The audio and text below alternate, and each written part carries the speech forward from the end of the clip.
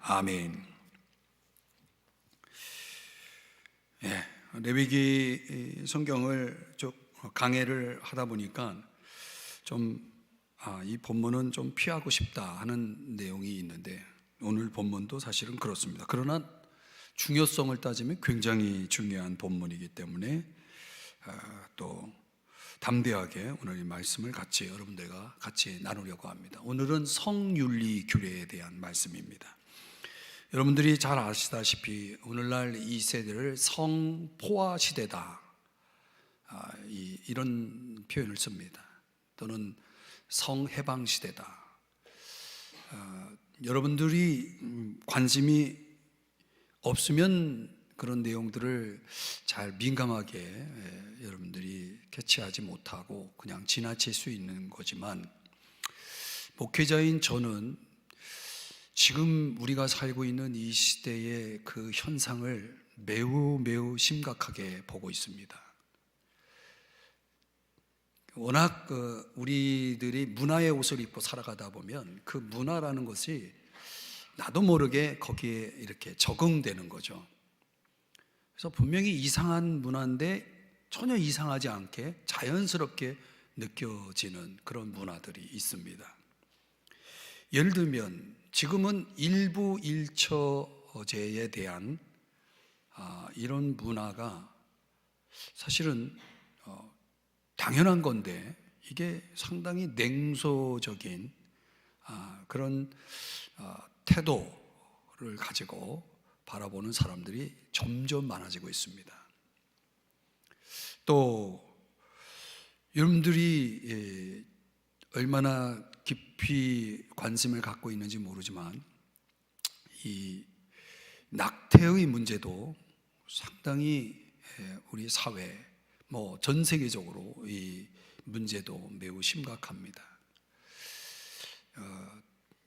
의학적으로 낙태를 피할 수 없는, 그러니까 낙태를 이렇게 수용할 수밖에 없는 어떤 경우를 제외하고는, 이 낙태는 인간이 출산을 조절하는 그런 말하자면 그 주권을 인간이 갖는 겁니다. 그러니까 사람이 태어나고 죽는 생사의 주권은 하나님에게 있는데, 그거를 인간이 결정하는 겁니다. 얘는 태어나면 안 돼, 그리고 죽이는 겁니다.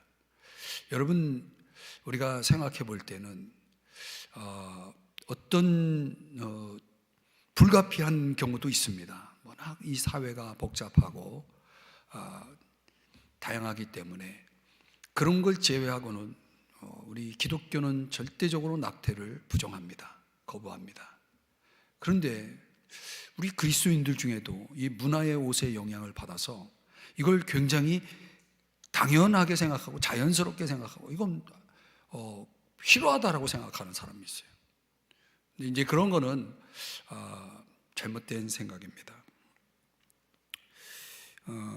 요즘 이제 킹키섹스라고 하는 아주 변태적인 그런 행위가 아주 문화적으로 보이지 않는 음성적으로 이루어지는 그런 행위들이 우리 사회 속에 상당히 많이 퍼지고 있다는 그런 자료를 제가 보았습니다.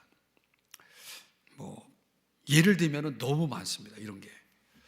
근데 우리는 살아가다 보면 이런 거에 대해서 이런 게 있는지 없는지도 관심 없고, 그런 거에 대해서 여러분들이 그렇게 크게 고민하고 생각하며 살지 않기 때문에 그냥 넘어갈 수 있는 문제라고 볼 수 있을지 모르겠지만, 하나님이 보실 때에는 이 레위기 18장을 기록할 만큼 굉장히 중요하게 다루고 있는 거예요, 이 문제를요. 그러니까 인간은 지금 현대인들의 믿음 뭐냐면, 도덕적 기준은 없다, 이렇게 말하는 겁니다. 도덕적 기준이라는 건 없다. 우리가 하고 싶은 대로 하는 거죠. 그런데 그 도덕적 기준이 없다라고 하는 그런 이 믿음과 뭐가 또 연결되냐면, 결과에 대해서는 난 책임 없다. 그러니까 자기가 행한 행위에 대한 책임도 회피를 하는 그런 아주 앞뒤가 안 맞는,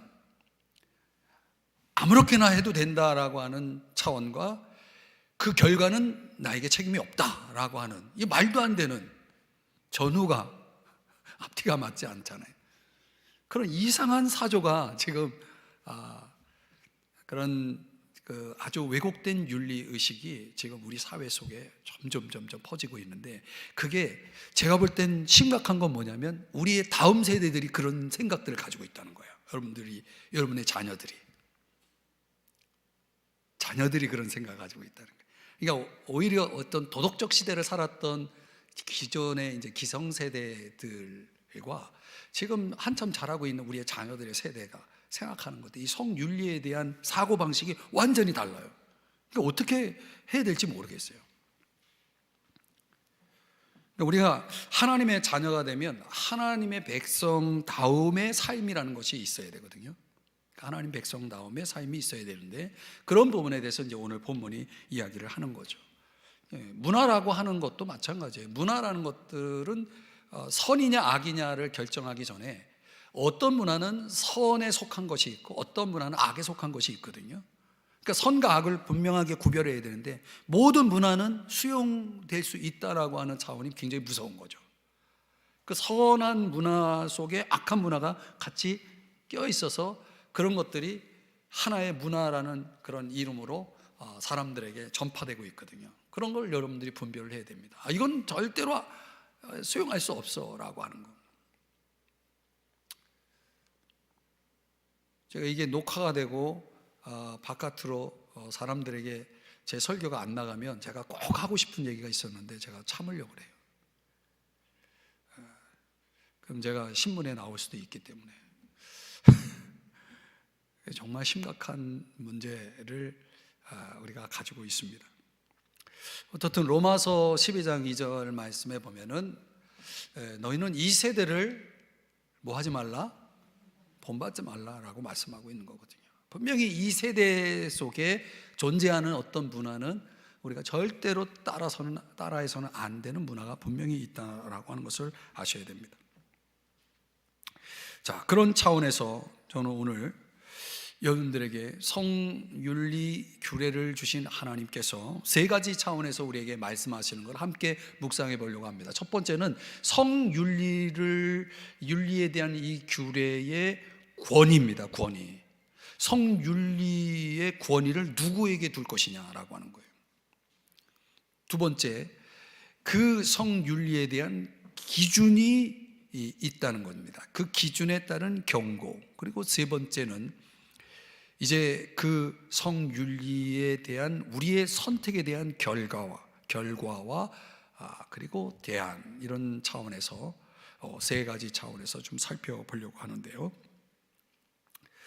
첫 번째, 성윤리 규례에 대한 권위입니다. 우리 2절, 4절, 5절 말씀에 보면은 이런 말씀이 나옵니다. 나는 레위기 18장 2절, 나는 여호와 너희의 하나님이니라. 거기 보면 영어 킹 제임스 버전에 보면 I am the Lord. Lord라고 하는 것은 우리가 여기서는 여호와라고 우리말로는 번역이 됐지만은 또 문자적으로 보면 주입니다. 주인 주자, 주입니다. 우리가 하나님을 믿는 사람들의 주인은 누굽니까? 예, 하나님이시죠. 여호와 하나님. 그분이 주인인 겁니다. 그러니까 모든 궁극적인 권위는 그분이 갖고 있어야 되는 거예요. 그분이 결정하는 대로 그분의 권위에 따라서 우리가 살아야 된다는 거죠.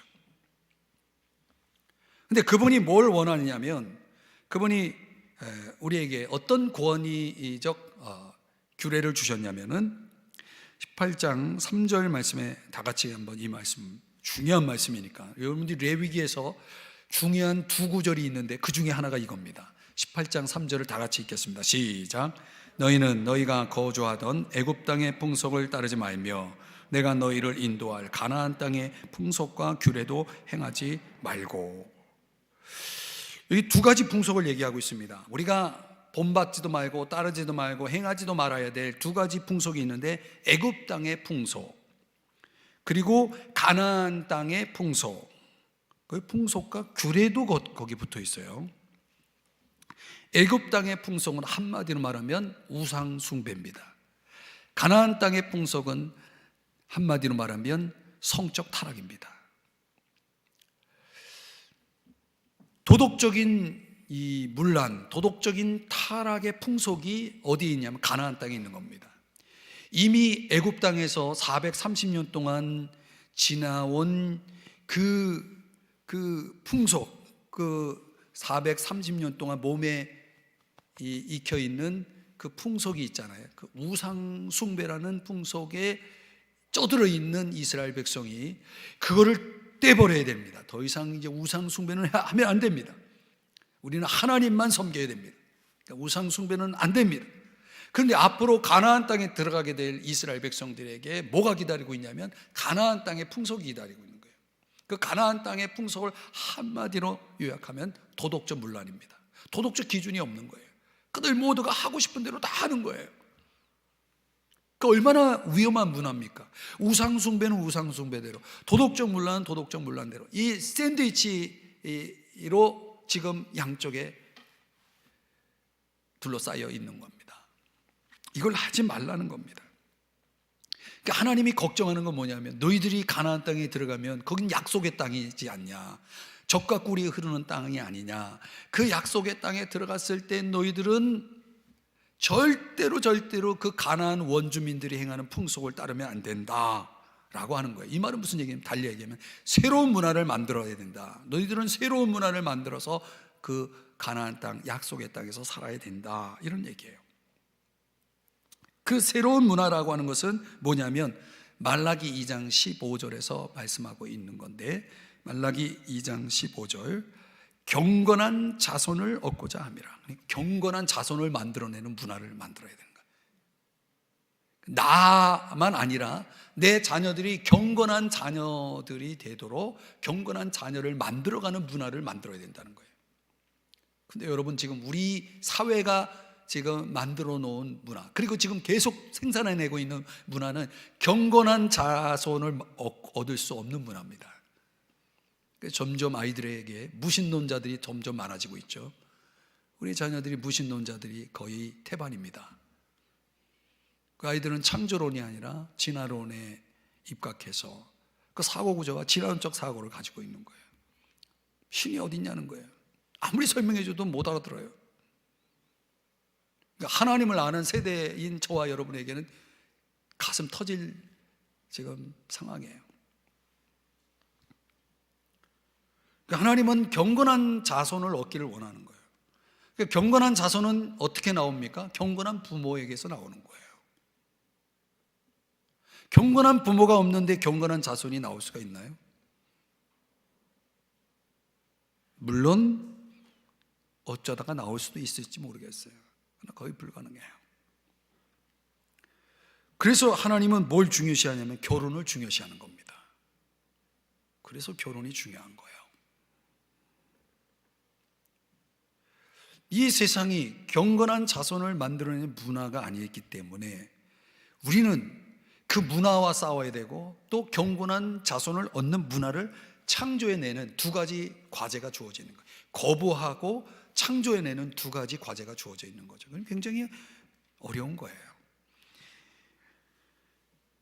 에베소 5장 25절에 보면 경건한 자손을 얻는 문화는 뭐냐면 그리스도께서 교회를 사랑하시고 자신을 주신같이 하라. 바로 이런 걸 보여주는 모델에 의해서 나오는 자손들입니다. 그리스도께서 교회를 뭐 했다고요? 사랑하셨다. 그리고 희생하셨다. 그러니까 그 경건한 자손이 나오는 가정은 어떤 가정입니까? 사랑이 있는 가정이고 또 희생이 있는 가정이다. 이걸 누가 잘 보여줬냐? 예수님이 잘 보여주신 거예요. 예수님이 그 모범을 따라서 부부가 그 예수님의 그 삶을 따라가면 자녀는 경건한 자손이 되는 거예요. 레위기 18장 4절 5절을 우리 한번 다 같이, 왜 그렇게 살아야 되느냐, 왜 이런 성윤리 규례의 권위에 우리가 따라야 되느냐, 그 이유를 4절 5절에서 말씀하는데 우리 한번 다 같이 읽겠습니다. 시작. 너희는 내 법도를 따르며 내 규례를 지켜 그대로 행하라. 나는 너희의 하나님 여호와이니라. 너희는 내 규례와 법도를 지키라. 사람이 이를 행하면 그로 말미암아 살리라. 나는 여호와이니라. 아멘. 여기 중요한 단어가 나오는데, 살리라 어디 있죠? 5절 끝부분에 살리라, 그걸 좀 색깔을 달리 해야 되는데 제가 깜빡했어요. 이 단어가 굉장히 중요합니다. 이 살리라, 이건 다른 말로 얘기하면 생명이라는 뜻입니다. 생명. 이게 사는 길이라는 거예요. 이렇게 해야 산다는 거예요. 요 생명, 살리라라고 하는 것은 두 가지 의미가 있습니다. 하나는 풍성한 삶을 얘기하고 또 하나는 행복한 삶을 얘기합니다. 여러분, 풍성하길 원합니까? 행복하길 원합니까? 그러면 살아야 돼요. 어떻게 하면 삽니까? 지키면, 행하면 사는 거예요. 하나님께서 이거 하지 마. 규례라고 하는 것은 뭐냐면, 너희들이 이렇게 하면은 살고 저렇게 하면 죽어. 요게 규례예요. 법도는 뭐냐면, 그렇게 하지 말라고 그랬는데 하면 어떻게 되는지 결과를 보여주는 게 법도예요. 그러니까 하나님은 두 가지를 다 주신 거예요. 이렇게 하면 살고 저렇게 하면 죽어. 이건 경고에 해당되는 거죠. 법도는 너희들이 이렇게 했기 때문에 이렇게 될 거야. 심판을 얘기해요. 그러니까 하나님은 이 두 가지 말씀을 우리에게 주시는 겁니다. 그렇기 때문에 오늘 저와 여러분은 그분이 우리의 주인이고 우리를 구원해 주신 하나님이고, 그러니까 당연히 우리는 그분의 권위를 따라야 될 사람들이고, 그분의 권위를 따르는다라고 하는 것은 그분이 말씀하신 대로만 사는 것을 얘기합니다. 아멘. 그분이 말씀하신 대로만 살면 우리는 사는 거예요.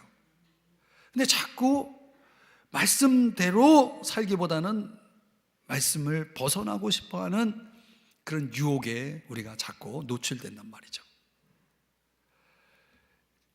그러니까 너희들이 이 선악을 알게 하는 나무의 실과를 먹으면 반드시 성경에 반드시가 한 번 나와 있는데 저는 두 번 더 했어요. 이거 왜냐하면 거기에 그런 의미가 있어요. 반드시 죽어. 이게 하나님의 말씀이거든요. 그런데 아담과 하와는 죽을까 하노라, 그 말씀을 그대로 안 믿고 자기 임의대로 믿어버렸어요. 죽을지 안 죽을지 몰라, 이런 뜻이에요. 하나님은 죽는다 그랬는데 자기 마음대로 죽을지 안 죽을지 몰라. 그러면 자기가 그렇게 믿는다고 그렇게 되나요? 여러분, 말씀은 그렇게 믿으면 안 되는 거예요. 말씀은 말씀대로 믿어야 되는 거예요. 그게 권위예요. 특별히 성윤리 규례에 대해서는 하나님 말씀대로 따라야 됩니다. 그래서 두 번째로 오늘 본문 속에서 이렇게 하면은 너희들이 죽을 거야, 이렇게 경고하는 일종의 규례를 하나님께서 말씀하시는데 6가지를 말씀하세요. 제가 일일이 설명하기에는 참 낯뜨거운 내용들이 많습니다. 이거는 레위기 18장에 나오는 이 경고는요, 이미 가나안 땅에서 행해지고 있던 당시의 성윤리였다는 거예요. 도덕적인 문란 행위였다는 거예요. 이게 이미 현재형으로 그 당시 가나안 땅에서 벌어지고 있었던 성적 문란이 어떤 거였는지 한번 여러분 내용을 간단히 제가 좀 설명하기 좀 낯뜨거워서 간단히 설명할게요. 첫 번째는 뭐냐면 근친상간입니다. 근친상간 성행위. 당시에 가나안 땅에서 어떤 일이 벌어졌냐, 골육친척 간의 성관계가 이루어지고 있었다는 거예요.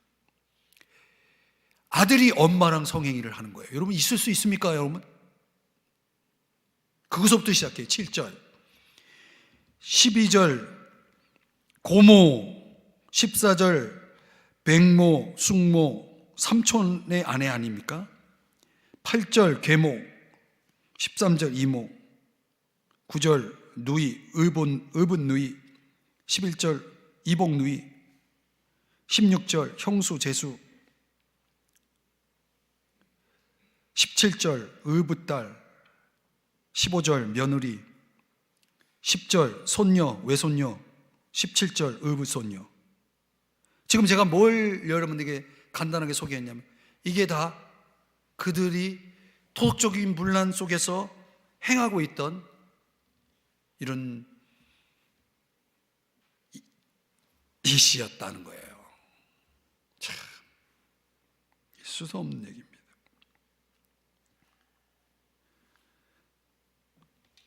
이런 거는 하나님이 절대로 하지 말라라고 말씀을 하신 겁니다. 그럼 왜 당시 가나안 원주민들은, 가나안 족속들은 이런 도덕적인 문란 행위를 했을까요? 옛날 고대에는 소위 말하는 씨를 이렇게 번식시키는, 다시 말하면 큰 가족을 꿈꾸는 사람들이 많았기 때문에 이런 행위들을 범하기가 쉬웠다고 학자들은 얘기하더라고요. 학자들은. 그러니까 어떤 이유든지 간에 이런 일들이 이제 있었다. 이런 거 하면은 오늘 성경에서 뭐라고 얘기합니까? 이렇게 하면 안 된다, 범하지 말라, 그걸 계속 반복하고 있습니다. 19절에 가보면 일방적인 성행위를 경고하고 있습니다.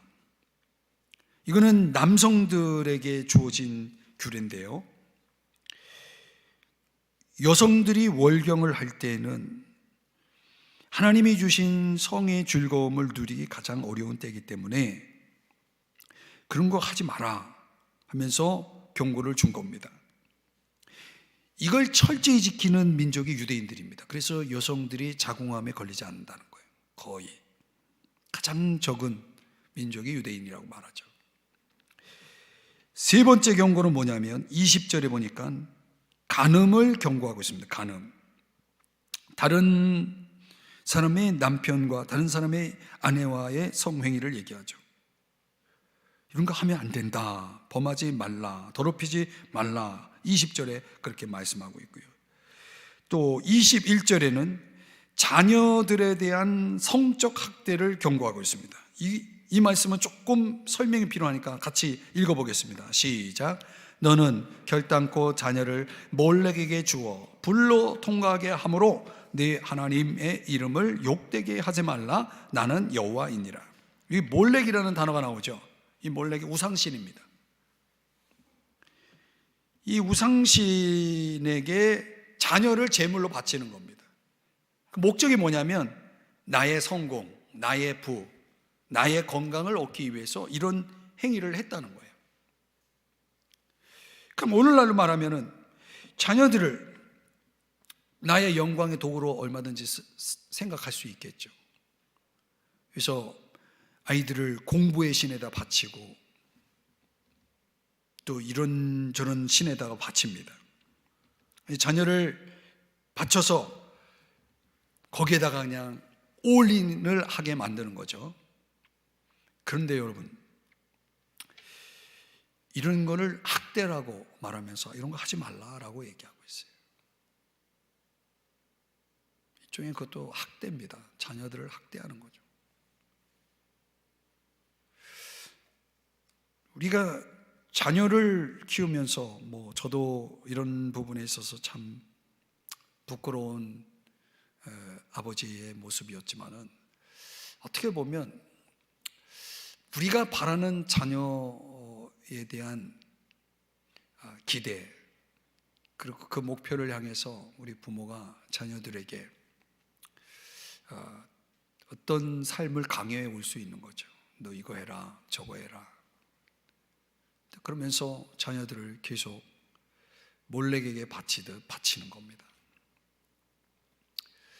근데 저는 그런 걸 묻고 싶어요. 우리 자녀들이 정말 이 세상을 살아가는 데 있어서 필요한 것들을 얻었어요. 그리고 모든 걸 이루었어요. 그러면 그 자녀들이 과연 하나님을 아는 자녀인가? 하나님을 진정으로 믿고 섬기는 자녀인가? 만약 그렇지 않다면 나는 자녀를 몰래에게 바친 부모가 되는 겁니다. 내가 자녀를 위해서 아무리 많은 걸 했어도 자녀가 하나님을 모르는 경건한 자녀로 내가 자녀를 세우지 못했다면 우린 결국 어떤 방법이든 간에 자녀를 몰래에게 바친 꼴이 되는 거죠. 하나님이 이런 걸 경고하고 있어요. 오늘 우리는 자녀들에게 있어서 여기에 관심을 가져야 됩니다. 영적인 성장, 정서적인 성장을 위해서 자녀들에게 이런 부분을 정말 교육하고 또 아이들에게 그런 걸 심는데 정말 마음과 그리고 시간과 물질과 정성을 다해야 되거든요. 그런데 많은 부모들이 경험했지만 일단 아이가 자기 의지를 드러내기 시작하는 시점부터는 자녀는 더 이상 내 자녀가 아니라는 걸 아실 거예요. 그러니까 결국은 이런 기회, 자녀를 하나님께 몰래에게 바치는 게 아니라 하나님께 바칠 수 있는 기회는 3살 이전입니다.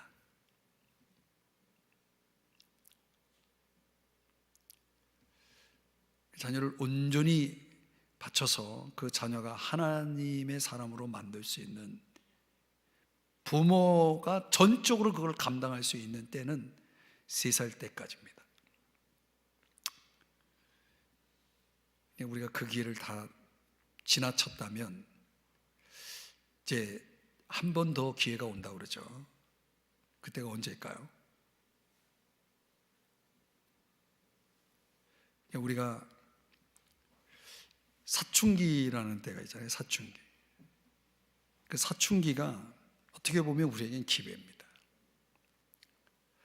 그러니까 우리가 가장 힘들다라고 생각되는 그 시기가 제가 볼 때는 기회라고 봐요. 그래서 이 아이가 자기의 정신세계를 구축하는 시대거든요. 자기의 온전한 자아를 형성하는 데 있어서 가장 결정적으로 작용하는 때거든요. 그때 물론 말 되게 잘 안 듣죠. 그러나 저는 그때가 기회라고 봐요. 그래서 그때 그 아이의 자아가 하나님 안에서 깨지도록 우리가 그 아이들을 정말 하나님 안에서 할 수 있는 걸 최선을 다하면서 노력을 하면은 저는 좋은 결실을 또 맺지 않을까 생각을 합니다.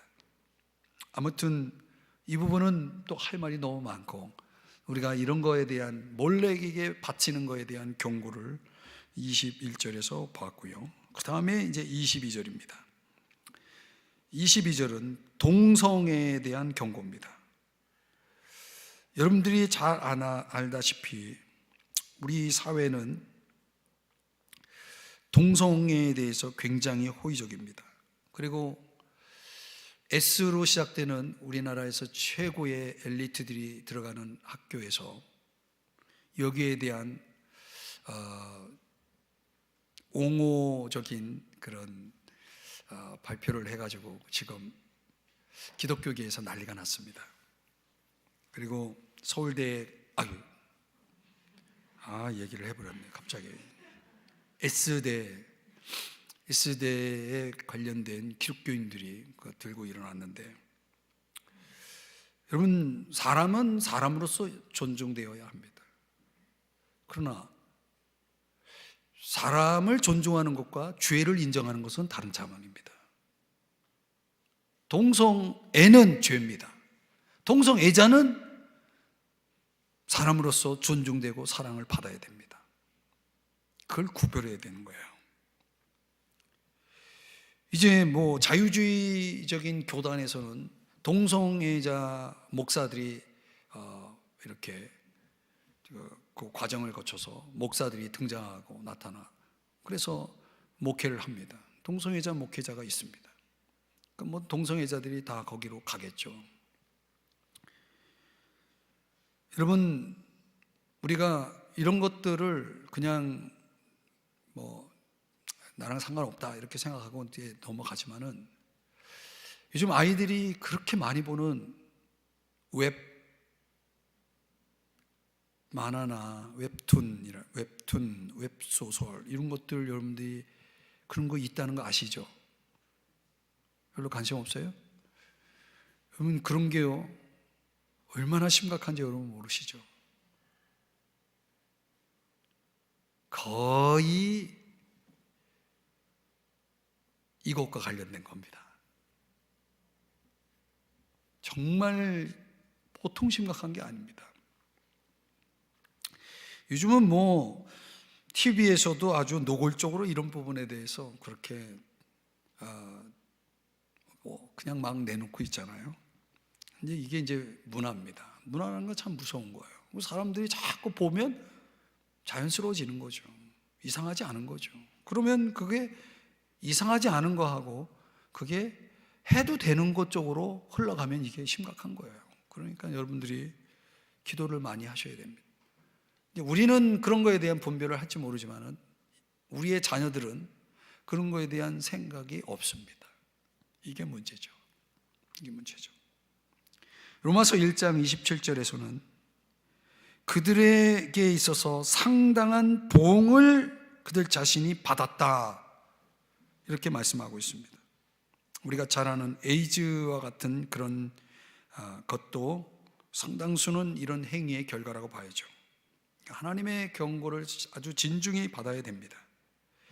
하나님 나라에 들어가지 못하는, 즉 천국에 갈 수 없는 죄 가운데 고린도전서 6장 9절에 보면 이게 분명하게 명시되어 있습니다. 이거 남색하는 자로 나오죠. 이런 것들은 하나님 나라에 합당하지 못한 것으로 분명히 나와 있습니다. 그들이 아무리 동성애자를 환영하는 교회에 가서 세례받고 예수 믿는다고 해도 이건 천국에 갈 수 있는 믿음이 안 되는 겁니다.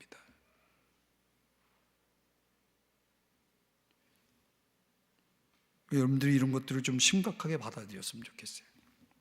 23절에 가보면 어떤 행위까지 했냐면 가나안 원주민들이 짐승과 성행위를 하는 이런 행동을 수간이라고 말하죠.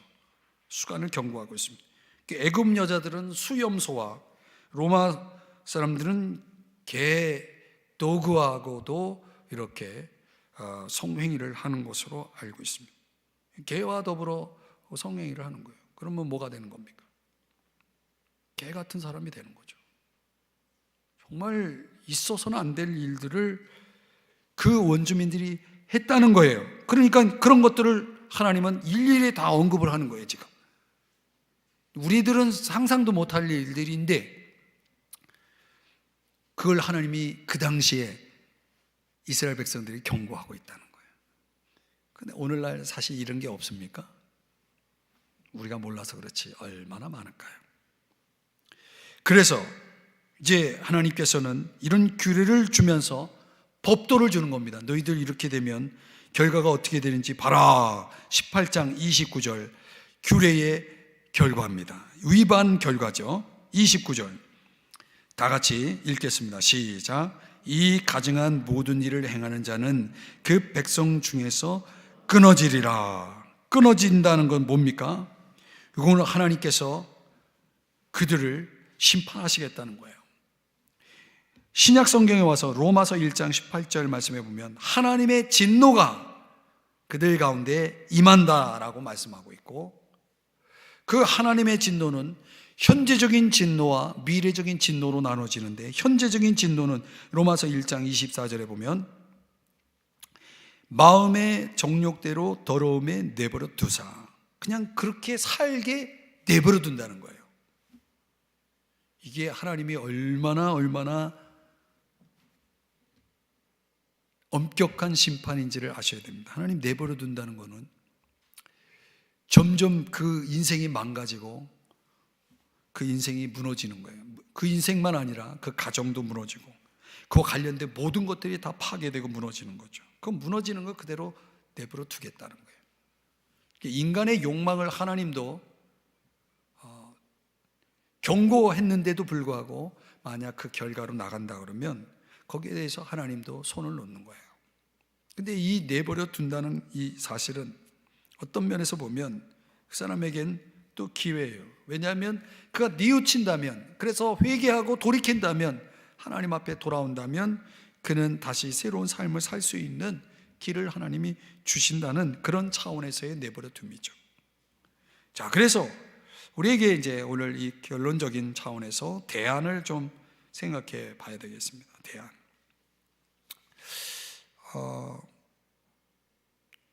이 인터넷 성문화가 요즘은 핸드폰이 참 문제예요.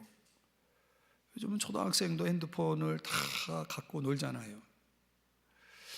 근데 이 나쁜 어른들이 참 그 핸드폰을 통해서 아이들에게 제공되면 안 되는 문화를 이렇게 저렇게 돈을 벌려는 목적으로 그 아이들을 유혹한단 말이에요.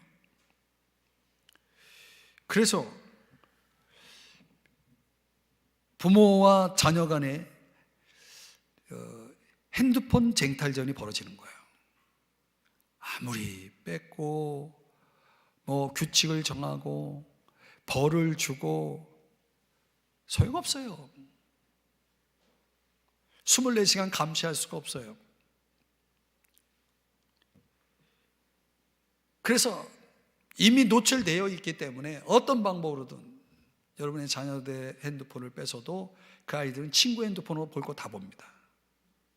자기 게 없다고 안 보면 안 보느냐? 그렇지 않다는 거예요. 그러니까 우리는 이거를 인정해야 됩니다. 이미 우리의 모든 세대들에게 노출이 되어 있다는 것을, 이제 그 잘못된 성문화가 노출되어 있다는 걸 인정을 해야 돼요. 그걸 아무리 감추려고 하고 아무리 뭐 그걸 막으려고 해도 안 되는 거예요. 이건 일단 그걸 인정하고 들어가야 되는 거예요. 그러나 중요한 거는 뭐냐면, 그러면 희망이 없느냐? 희망이 없지는 않다는 거예요. 치유가 가능하다는 거죠. 자녀들이 그런 데에 빠져도 치유가 가능한 거예요. 어떻게? 그들이 성화의 길로 갈 수 있도록 안내를 해야 됩니다. 성화의 길. 그 성화의 길을 가는 데 중요한 작용을 하는 게 뭐냐면 그게 공동체입니다. 사람들은 자기 혼자만 즐기는 문화는 없습니다. 이런 저런 사람들이 다 즐기니까 같이 가는 거거든요. 그러니까 우리가 공동의 문화, 아주 거룩하고 성결한 문화들을 함께 공유하는 문화로 가면은 가능합니다. 그래서 내년에 여러분들이 가정에서 가정 예배를 드려야 됩니다. 이제 아이들이 혼자 있는 시간들을 많이 제공해 주는 건 그렇게 썩 좋지 않습니다. 그러니까 부모와 자녀들 간에 이런 거룩한 성화된 문화를 같이 공유하는 시간들을 점점 늘려가는 방법밖에 없습니다. 유대인들은 그렇게 하잖아요. 유대인들은 철저하게 밥상 교육을 하잖아요. 우리 문화도 그런 게 있었다가 없어졌죠, 이제는. 그러니까 여러분들이 좀 잘 못해도 격려해 줘야 됩니다. 이렇게 자꾸 격려해 주세요. 그리고 또 약점이 노출되면 기도해 주셔야 됩니다. 기도해 주고 자꾸 극복이 가능하다라고 하는 가능성들을 아이들한테 길을 열어줘야 됩니다. 또 우리 스스로도 그렇습니다. 치유가 가능합니다. 근데 혼자는 불가능합니다. 공동체가 중요합니다. 그래서 우리 공동체라고 하는 게 교회죠.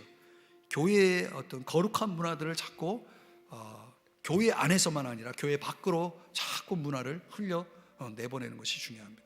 내년에 우리 교회가 묵상과 가정 예배에 초점을 맞춰서 아주 정말 힘써 보려고 하는데, 그런 것들을 한번 여러분들이 계속 이제 그런 문화를 만들어가는 그런 형태가 되면은 이런 잘못된 문화가 점점 힘을 잃어버리는 거죠. 그렇게 해야 되는 겁니다. 또 중요한 거는 우리의 가정들이 활기차야 됩니다. 건강해야 된다는 거죠. 그래서 잠언 5장 15절 이하 20절의 말씀, 여러분 여기서 다 읽을 수는 없지만은 뭐냐면 정말 건강한 부부 생활이 필요합니다. 부모들이 이 부부 생활을 어떻게 하느냐가 자녀들에게 미치는 영향이 큽니다. 그러니까 성윤리 규례라고 하는 것이 아무리 하나님 말씀이 있어도 그것이 부모들에게 의해서 드러나지 않으면 자녀들이 배울 수가 없어요. 그러니까 부부간에 그런 건강한 삶이 있어야 되는 거죠.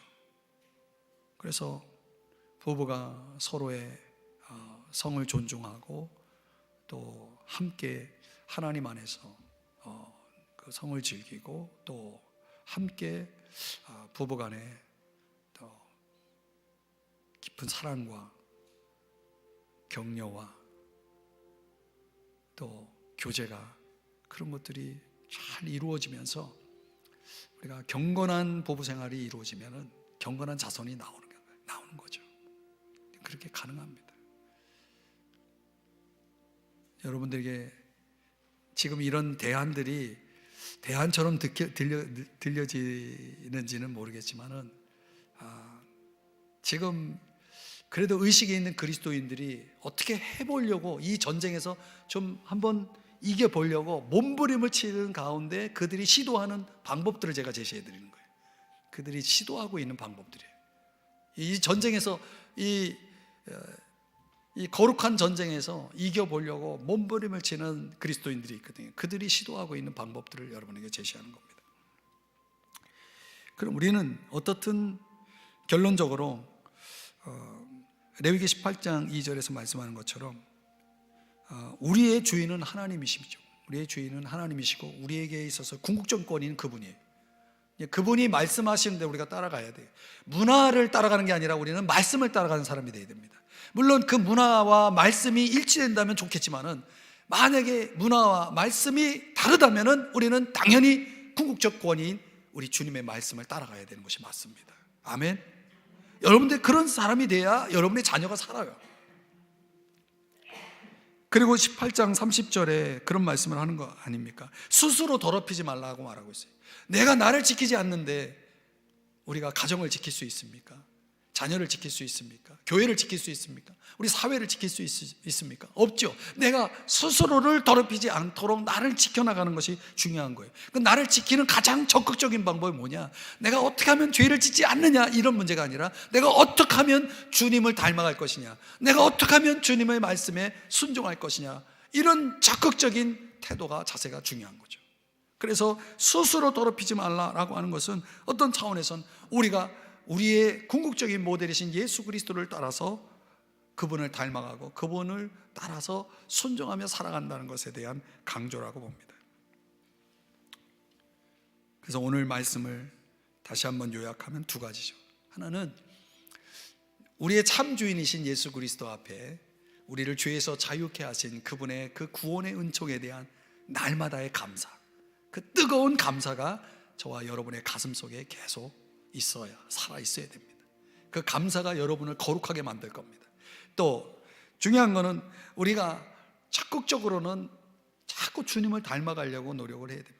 성화의 길을 가려고 해야 되겠죠. 그래서 말씀대로 순종하며 살아가는 삶을 계속 프랙티스를 하는 겁니다. 그거밖에 없어요. 이 싸움을 우리가 계속 승리로 이어가기 위해서는 이거 외에는 다른 길이 없거든요.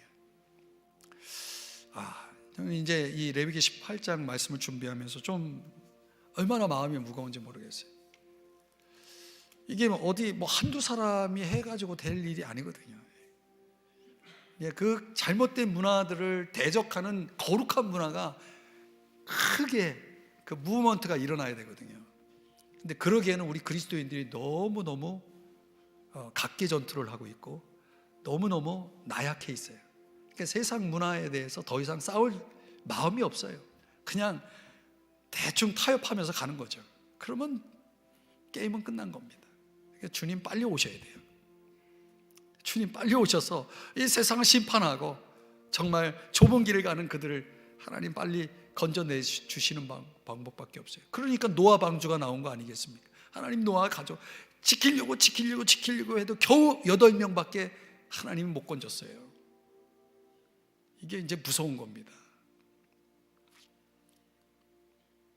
너무 무거운 얘기를 많이 들으셨죠? 그래도 여러분들 오늘 이 말씀을 깊이 고민을 하시고 생각하시면서 앞으로 여러분들에게 일종의 과제죠. 여러분들이 할 수 있는 걸 하고 또 여러분들이 많이 기도하셔야 되고 또 가까이 있는 여러분 가까이 있는 사람부터 여러분들과 같이 공동의 이 미션을 풀어가는 그런 삶으로 가야 됩니다. 감사하십시오. 그리고 거룩함으로 순종하며 말씀에 순종하며 살아가십시오. 기도하겠습니다. 하나님 아버지, 오늘 이 말씀을 다시 한번 우리 자신에게 적용하고 이 거룩한 전쟁을 어떻게 치러야 될지 참 너무나 무겁고 두려운 가운데 있습니다. 주님, 그러나 오늘